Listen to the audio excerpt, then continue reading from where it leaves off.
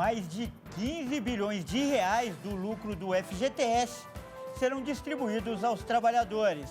E você vai ver também.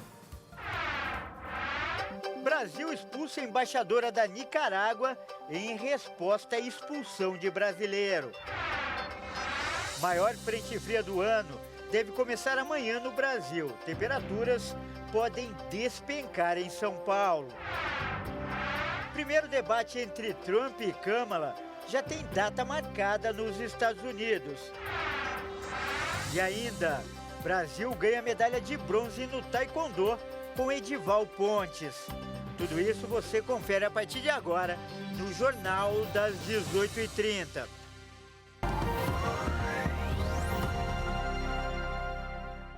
Olá, seja muito bem-vindo. Nós estamos ao vivo, são 18 horas e 33 minutos pelo horário de Brasília. Eu sou o Kleber Werneck e a partir de agora você confere comigo as notícias do Brasil e do mundo desta quinta-feira. O Conselho Curador do FGTS decidiu hoje distribuir 65% do lucro registrado em 2023. Ao todo, mais de 15 bilhões de reais irão para as contas dos trabalhadores. Todos os trabalhadores com saldo no FGTS em 31 de dezembro de 2023 terão direito à participação na distribuição de resultados. Mas o valor não pode ser sacado somente dentro das regras do fundo, como em caso de demissão sem justa causa, aposentadoria, compra da casa própria e doença grave. Segundo o Ministério do Trabalho, a rentabilidade das contas vinculadas do FGTS em 2023 vai superar o IPCA, que mede a inflação em 3,16 pontos percentuais, sendo a maior rentabilidade desde 2016. A pasta informou ainda que desde 2016 a rentabilidade superou o rendimento da poupança. Para saber quanto cada um vai receber na conta, basta pegar o saldo de dezembro de 2023 e multiplicar por 0,026448, que dará o valor que será acreditado segundo simulação do Instituto Fundo de Garantia do Trabalhador. No ano passado, foram distribuídos 99% do total, o que resultou mais de 12 bilhões para 217 milhões de contas vinculadas ao fundo. Em junho, o Supremo Tribunal Federal decidiu que as contas do FGTS não poderiam ser corrigidas apenas pela taxa referencial, que seria o índice com valor próximo de zero. Com isso, as contas devem garantir a correção real conforme o IPCA. Olha aí, uma outra boa notícia: as contas de luz devem ficar mais baratas a partir do próximo mês. Isso porque o governo federal anunciou uma redução nos valores de até 10%, de acordo com cada região. O ministro de Minas e Energia, Alexandre Silveira, informou que a redução vai ser de 3% a 10% nas contas de energia já em setembro. O ministro detalhou que essa redução é possível devido à quitação de dívidas acumuladas relacionadas a 2 encargos específicos: a conta de escassez hídrica e a conta Covid. O ministro também explicou que a medida provisória enviada pelo governo ao Congresso, que permitiu a transformação das dívidas da Eletrobras em títulos financeiros negociáveis no mercado, foi crucial para possibilitar essa mudança. As pendências financeiras do passado foram encerradas, o que vai permitir uma economia de 500 milhões de reais para o consumidor brasileiro. Silveira destacou que a principal preocupação do governo é aliviar a carga financeira sobre os consumidores e fomentar a economia nacional. Os percentuais da redução na conta de luz variam conforme a localidade onde o consumidor reside. No Amapá, por exemplo, o alívio deve ser de 10% nas contas. No Rio de Janeiro, a redução será de 6%. Silveira enfatizou que a eliminação desses encargos representa uma mudança estrutural e definitiva na conta de energia dos brasileiros e vai gerar uma grande economia para os consumidores. E o governo Lula decidiu expulsar a embaixadora da Nicarágua, Fúvia Castro, em Brasília, depois que o ditador Daniel Ortega decidiu pedir a saída do diplomata brasileiro Breno da Costa em seu país. A relação entre os países já estava tensa há algumas semanas.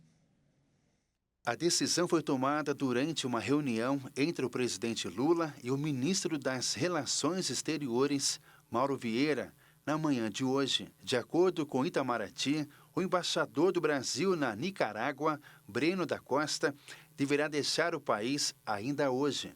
Em resposta, a embaixadora da Nicarágua no Brasil, Fúvia Mato, também foi expulsa, mas já havia deixado Brasília na madrugada desta quinta-feira, antes de receber a determinação oficial. As relações entre Brasil e Nicarágua estavam tensas há algumas semanas, após a embaixada brasileira não enviar representantes para as celebrações dos 45 anos da Revolução Sandinista, realizadas em Managuá no dia 19 de julho. Segundo Itamaraty, o embaixador não compareceu ao evento devido ao congelamento das relações diplomáticas entre os dois países. O governo Lula decidiu suspender as relações por um ano em retaliação à perseguição religiosa que a Nicarágua estava realizando no próprio país. E de acordo com o vice-presidente do país, Rosário Murilo, o embaixador brasileiro Breno da Costa já deixou a Nicarágua e está retornando para o Brasil. E olha só, o ministro do Supremo Tribunal Federal, Alexandre de Moraes, mandou soltar o ex-diretor-geral da Polícia Rodoviária Federal, Silvanei Vasquez. Ele estava preso há um ano por suspeita de uso da máquina pública para interferir no processo eleitoral de 2022. Moraes considerou que a soltura não representa mais riscos às investigações, mas determinou que Vasquez use tornozeleira eletrônica e se apresente à justiça periodicamente. Além disso, o ministro cancelou o passaporte, suspendeu o porte de armas e proibiu o uso de redes sociais. O ex-diretor-geral cumpria prisão preventiva no complexo penitenciário da Papuda. Ele foi preso por ordem do STF em 9 de agosto do ano passado por suspeita de ter direcionado recursos humanos e materiais com o intuito de dificultar o trânsito de eleitores no segundo turno das eleições de 2022. Segundo a Polícia Federal, os fatos investigados configuram, em tese, os crimes de prevaricação e violência política, previstos no Código Penal Brasileiro. Também, os crimes listados no Código Eleitoral Brasileiro de impedir ou embaraçar o exercício de votação e recusar, no dia da eleição, o fornecimento de transporte ou conceder exclusividade a determinado partido ou candidato. E agora um alerta: de cada 10 casos de violência contra crianças atendidos pelo SUS, 8 acontecem dentro da própria casa. Os dados são de um estudo publicado pelo Ministério da Saúde.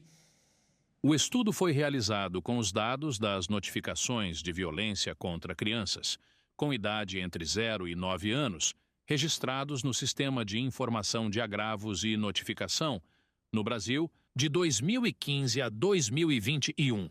Em todo o período, foram mais de 261 mil casos notificados, sendo 204 mil ou 78% em serviços de urgência e emergência e 57 mil ou 22% nos serviços da atenção primária à saúde. A violência contra crianças ainda é um grave problema de saúde pública no Brasil e é praticada principalmente dentro da própria casa, por pais, mães, padrastos ou madrastas. Segundo dados do relatório, 84% dos casos atendidos na atenção primária à saúde foram no local de residência das crianças. O índice é parecido quando observadas as ocorrências registradas na atenção hospitalar, urgência e emergência, com 72%. E no ano em que a Lei Menino Bernardo completa uma década, relatório do Ministério da Saúde destaca papel das instituições no combate à violência. No texto, os pesquisadores concluíram que é preciso melhorar os instrumentos de rastreamento e notificação da violência contra crianças nas unidades de atenção básica, a fim de evitar os casos com maior gravidade. Para que as leis de proteção à criança tenham efeito, é preciso que os profissionais de todos os órgãos públicos trabalhem de forma articulada para sinalizar qualquer tipo de agressão física ou psicológica.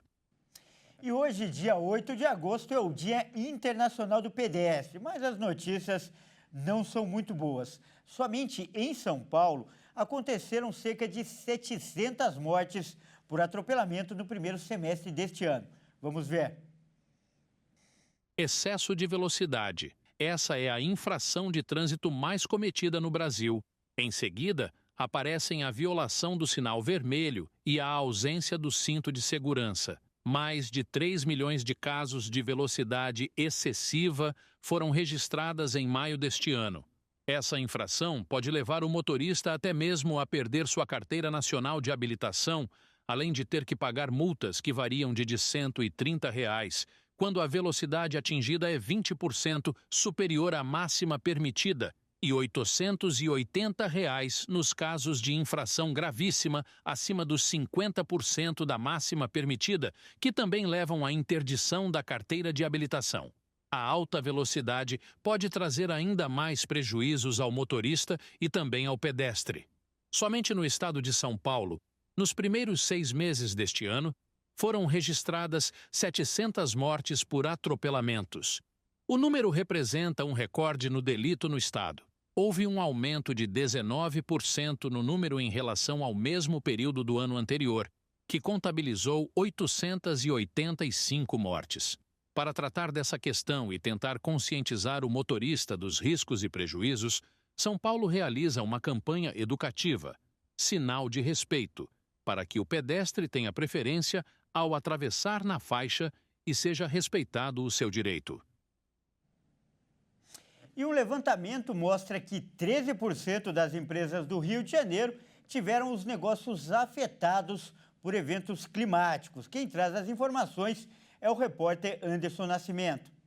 Uma pesquisa realizada pelo Sebrae Rio aponta que 13% das empresas do estado do Rio de Janeiro alegam que já foram afetadas por algum evento climático nos últimos 12 meses. Segundo o levantamento, 63% dos proprietários de pequenos negócios no estado têm receio das empresas serem prejudicadas por conta dos eventos climáticos. Para auxiliar os empreendedores, o Sebrae disponibilizou o Manual de Boas Práticas para Situações de Emergências e Estado de Calamidade. O documento se propõe a ser um guia para as administrações regionais, buscando alternativas no enfrentamento dos problemas e reestabelecer as atividades. Além disso, o manual também fundamenta que tributos como o do Imposto sobre Circulação de Mercadorias e Serviços de Transportes e Comunicação e o IPVA possam ter seus vencimentos postergados. O material está disponível para download na internet. De acordo com especialistas, a ocorrência desses eventos climáticos colocam em risco a vida das pessoas e provocam prejuízos para a economia e bem-estar. É recomendado também que o poder público crie estratégias para que a retomada econômica seja feita de forma rápida e segura, tranquilizando os custos para a sociedade. E ainda falando sobre o clima, a maior frente fria do ano deve fazer a temperatura despencar em São Paulo neste fim de semana. Os termômetros devem chegar a 7 graus no domingo, a menor temperatura desde 2022. A frente fria que se aproxima do estado de São Paulo e promete ser a mais intensa do ano, com previsão de queda brusca de temperatura. Segundo os alertas do INMET, o ar frio deve avançar também para os demais estados do centro-sul do país. Na capital paulista, a previsão é que a temperatura fique entre 13 e 19 graus nesta sexta-feira, com grande chance de chuva. Já no sábado, os termômetros variam entre 9 e 17 graus. E no domingo, os termômetros devem variar entre 7 e 20 graus. A temperatura prevista para o domingo deve ser a menor mínima dos últimos 2 anos em São Paulo. Em maio de 2022, o INMET registrou 6,8 graus. E não para por aí. Uma outra massa de ar frio, que chega no domingo, vai reforçar o tempo gelado em toda a região centro-sul do país, mantendo as temperaturas baixas até pelo menos a próxima quarta-feira. Em algumas regiões, há potencial de geadas intensas, especialmente em áreas de vales, na Baixada ou em planaltos. Com a previsão de queda na temperatura, a Defesa Civil de São Paulo disponibiliza na Estação Dom Pedro, segundo do metrô, um abrigo solidário para pessoas em situação de vulnerabilidade, das 7 da noite às 7 da manhã. E veja a seguir, primeiro debate entre Trump e Câmara já tem data marcada nos Estados Unidos.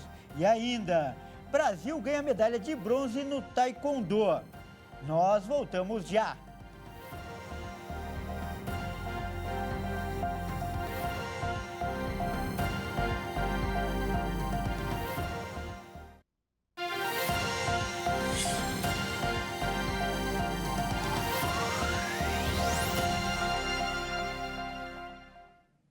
Mais uma vez, seja muito bem-vindo. Nós estamos de volta e ao vivo. São 18 horas e 50 minutos pelo horário de Brasília. O primeiro debate entre os candidatos à presidência, Donald Trump e Kamala Harris, já tem data marcada. O anúncio foi feito hoje nos Estados Unidos. Nesta quinta-feira, a emissora norte-americana ABC anunciou a data do primeiro debate das eleições presidenciais. O debate entre Kamala Harris e Donald Trump está marcado para o dia 10 de setembro. A confirmação aconteceu após Trump ter dito em uma coletiva que sua equipe aceitou debates com 3 emissoras diferentes. Porém, apenas a ABC confirmou a disputa entre os candidatos. Trump também disse não saber se a democrata aceitará os debates, porque, segundo ele, Kamala não consegue fazer uma entrevista. Segundo o candidato republicano, nem todos os detalhes foram acertados ainda, mas acredita que serão resolvidos em breve. E afirma também que a rede americana CBS realizará debate entre os candidatos a vice-presidente J.D. Vance e Tim Walz. E agora é hora de falar dos Jogos de Paris no nosso Momento Olímpico.